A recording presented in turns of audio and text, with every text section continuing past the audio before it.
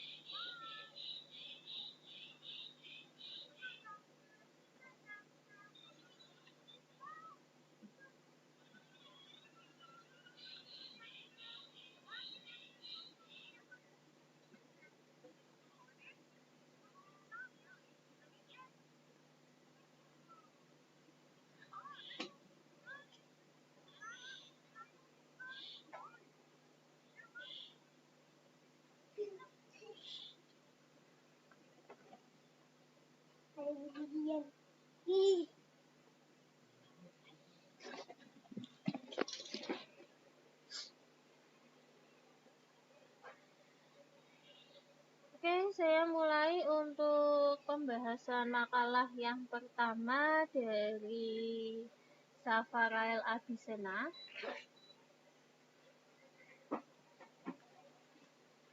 Nah, coba kita lihat topik apa yang akan dibahas oleh Safarel.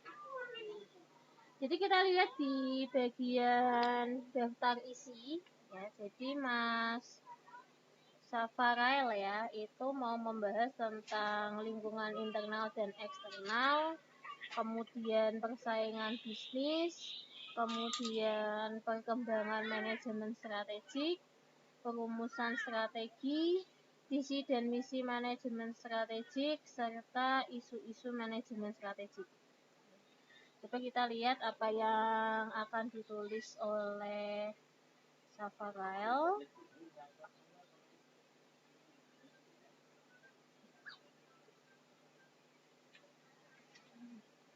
Jadi di sini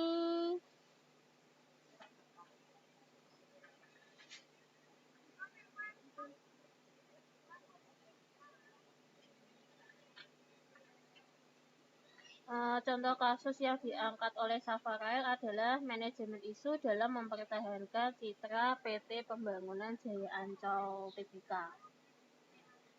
Jadi kejadiannya di tahun 2017.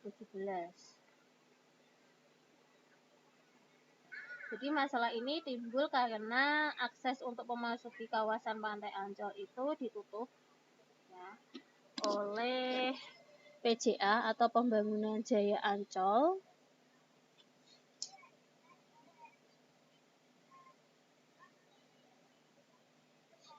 Kemudian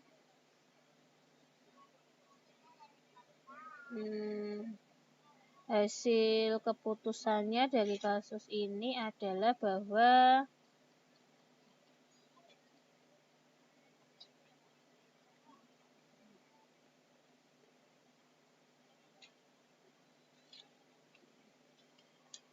bahwa pantai di kawasan Ancol itu telah memenuhi kriteria sebagai pantai publik. Ya, tapi karena berada di lahan milik perusahaan, perlu adanya peninjauan oleh pihak perusahaan terkait pembebasan biaya untuk memasuki kawasan pantai tersebut. Jadi di sini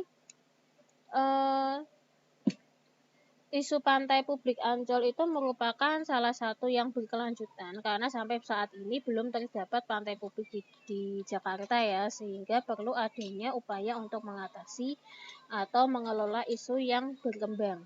Ya, jadi jangan sampai terjadi konflik jangka panjang ya antara pemerintah, warga dengan pihak perusahaan. Kemudian di sini di bagian pembahasan ya untuk lingkungan internal dan eksternal, Safarel hanya membahas dari definisi. Ya, jadi kalau lingkungan internal itu dianalisis untuk mengetahui strength and weakness dari perusahaan, sementara kalau lingkungan eksternal itu opportunities dan threat. Kemudian kemudian kuat atau strong, kemudian baik atau favorable, sedang atau tenable, dan lemah ya, dan yang terakhir adalah tidak ada harapan atau non viable. Jadi yang terakhir ini sudah tidak ada harapan lagi untuk bertahan di pasar ya, sehingga sudah pasti gulung tikar ya, alias bangkrut. Kemudian perkembangan manajemen strategik ya, ini tidak dijelaskan secara detail oleh Safarel. Dia hanya menjelaskan 5 ya, bahwa yang pertama itu adalah basic financial planning ya, atau rencana keuangan yang paling dasar. Kemudian yang kedua forecast based planning atau rencana berbasis peramalan. Kemudian yang ketiga externally oriented atau berfokus pada lingkungan eksternal. Yang keempat adalah strategic planning atau rencana strategik, dan yang kelima adalah manajemen strategik. Kemudian yang bagian keempat ini Safarel masih hanya sebatas menjelaskan dari sisi definisi. Ya. Kemudian tambahannya hanya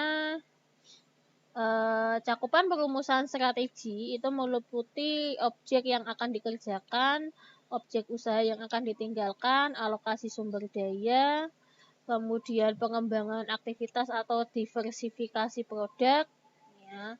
Kemudian perlu merger atau akuisisi atau tidak. Ya. Kemudian konklusinya adalah yang ditulis oleh Safarel adalah sebuah strategi harusnya memberi keunggulan komparatif yang pada akhirnya bisa memberikan keunggulan kompetitif. Kemudian di bagian kelima, Safarel menjelaskan tentang visi dan misi manajemen strategik. Jadi di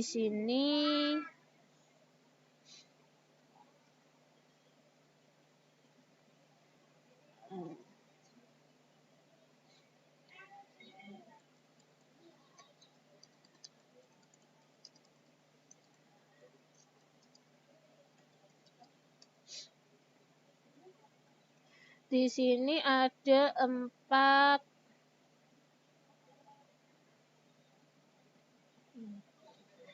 proses perumusan visi.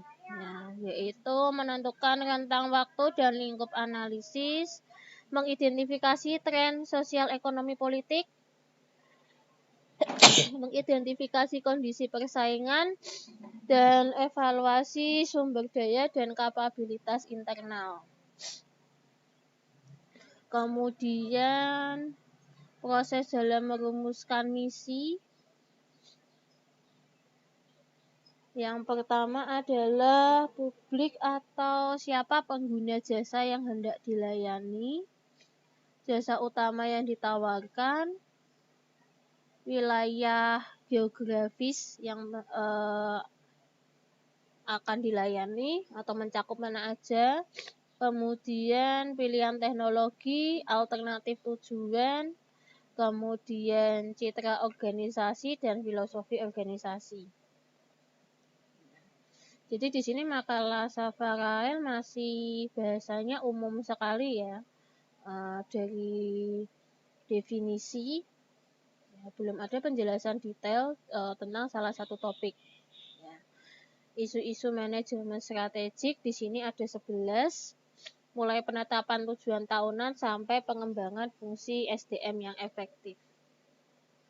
Nah, jadi itu saja yang dibahas oleh Safarael ya. Kemudian kita beralih ke EGI. Perkembangan manajemen strategik. Oke, coba kita lihat apa yang ditulis oleh Maggie.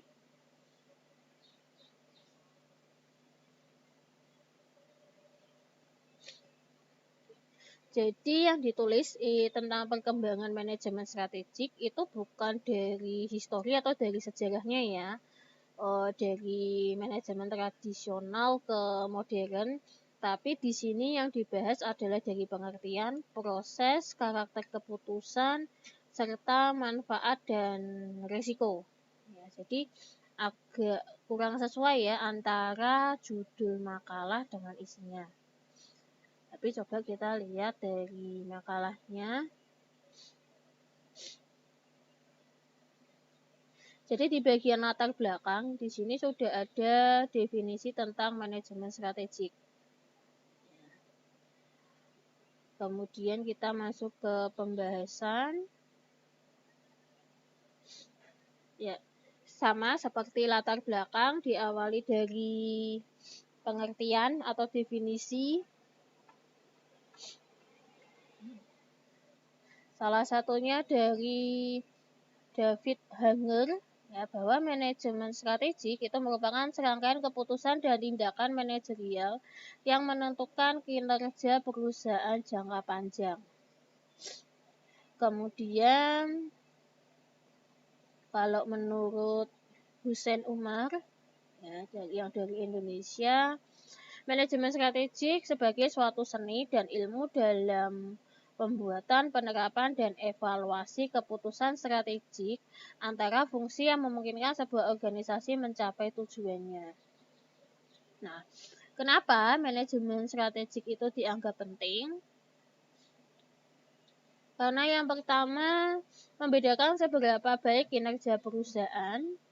Kemudian berhubungan dengan fakta bahwa manajer di semua jenis dan ukuran organisasi akan menghadapi situasi yang dinamis atau yang berubah-ubah, ya, yang tidak konsisten sehingga perlu strategi dalam menghadapi kondisi tersebut.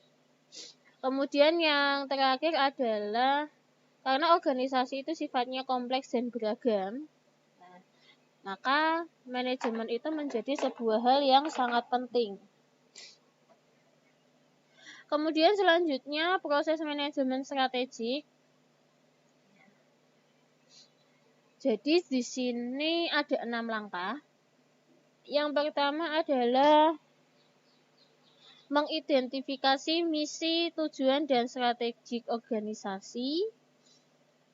Kemudian analisis eksternal, ya tadi untuk mengetahui apa kekuatan dan kelemahan kita. Kemudian internal untuk mengetahui sisi opportunities dan threat. Kemudian memformulasikan strategi. Ya, jadi di sini nanti ada 3 jenis utama strategi, yaitu korporasi, bisnis, dan fungsional. Ini sudah sering kita bahas ya di pertemuan kemarin. Kemudian langkah yang kelima mengimplementasikan strategi dan yang keenam adalah evaluasi hasil.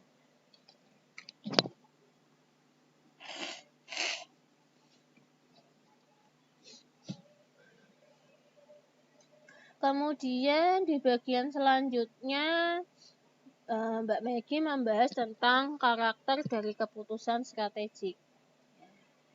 Di sini ada rare, ya, kemudian konsekuensial dan direktif. Jadi sifatnya itu tidak biasa, khusus, ya, menuntut banyak komitmen serta berpengaruh terhadap keputusan-keputusan lain, terutama di kondisi-kondisi masa yang akan datang. Kemudian manfaat dan risiko manajemen strategik. Ya, di sini manfaatnya ada 6. Ini kurang lebihnya sempat kita bahas juga ya di minggu-minggu kemarin. Intinya adalah memberikan arah jangka panjang kemana perusahaan akan dituju, kemudian membuat suatu organisasi lebih efektif, kemudian aktivitas tumpang tindih akan dikurangi. Nah, kemudian apa risiko yang ditimbulkan dari penerapan manajemen strategik?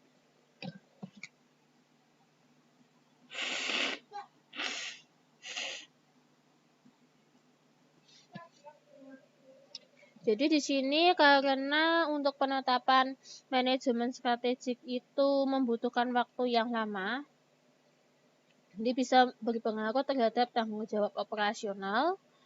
Kemudian apabila para pembuat strategi itu tidak dilibatkan secara langsung, mereka bisa lepas tanggung jawab dan akan timbul kekecewaan dari para bawahan ketika tidak tercapainya tujuan dan harapan mereka. Ya, kemudian solusinya ya bisa melibatkan bawahan, ya mengantisipasi dan menanggapi keinginan bawahan, ya membatasi peran para manajer pada proses perencanaan, ya dan melakukan penjadwalan. Oke, itu yang dibahas oleh Mbak Maggie. Kita beralih ke makalah yang terakhir atau makalah yang ketiga adalah dari Mbak Retno. Coba kita lihat apa yang ditulis oleh Mbak Retno.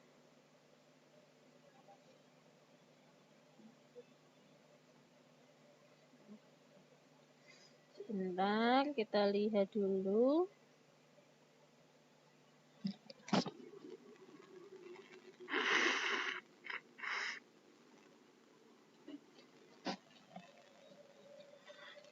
Berjudul Manajemen Strategi dalam Menyusun Strategi Persaingan Bisnis. Coba kita lihat. Ya. Apa yang mau dibahas di sini? Oke. Nah, ya. Jadi yang pertama sama seperti makalah lainnya ya, dari definisi manajemen strategik, kemudian fungsi manajemen strategik, kemudian fungsi strategi manajemen dalam menghadapi persaingan bisnis. Nah, kemudian strategi apa yang cocok digunakan dalam menghadapi persaingan bisnis, dan bagaimana cara mempertahankan bisnis yang telah ada. Jadi di sini coba kita lihat di bagian yang pertama tentang pengertian manajemen strategik.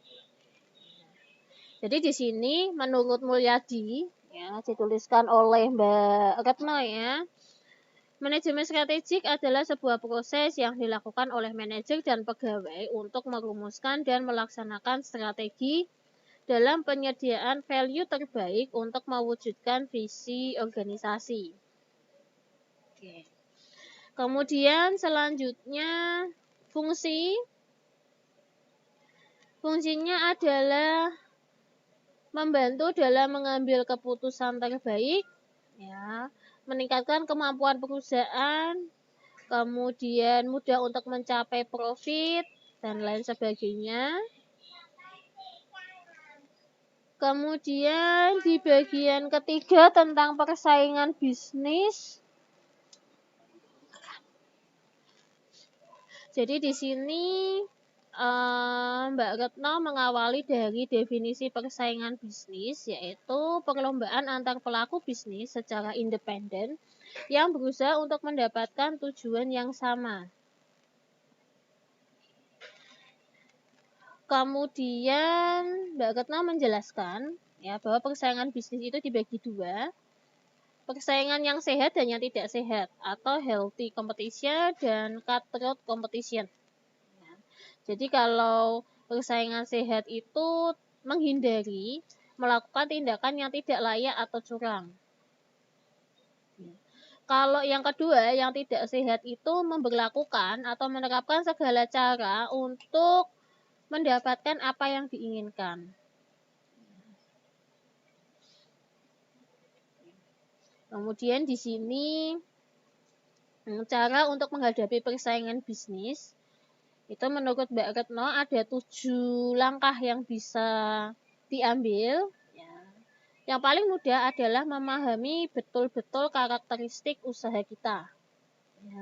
Kemudian bisa dengan mencari mitra usaha atau memberikan penawaran seperti diskon atau buy one get one atau bundle set dan sebagainya. Kemudian apa saja komponen dalam strategi bisnis?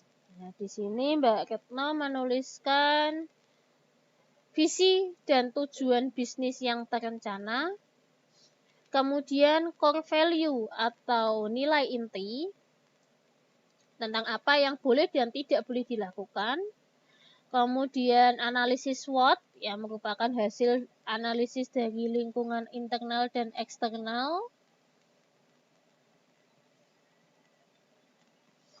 kemudian taktik strategi yang mau diterapkan, rencana alokasi sumber daya, dan pengukuran dalam kelangsungan usaha.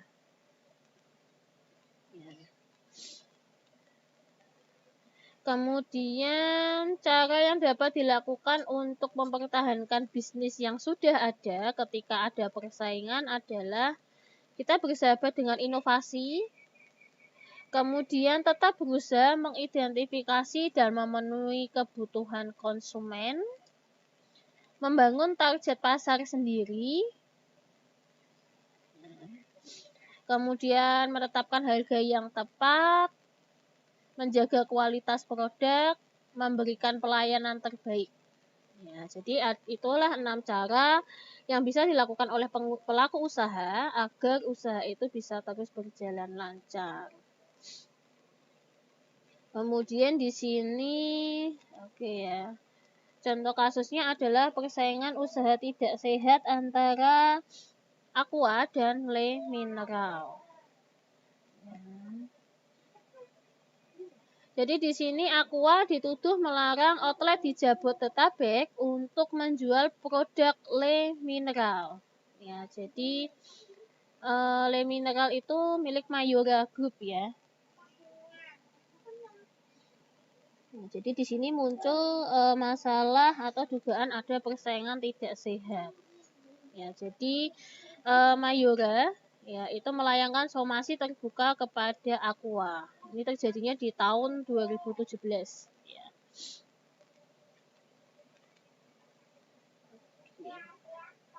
Kemudian di sini juga ada buktinya,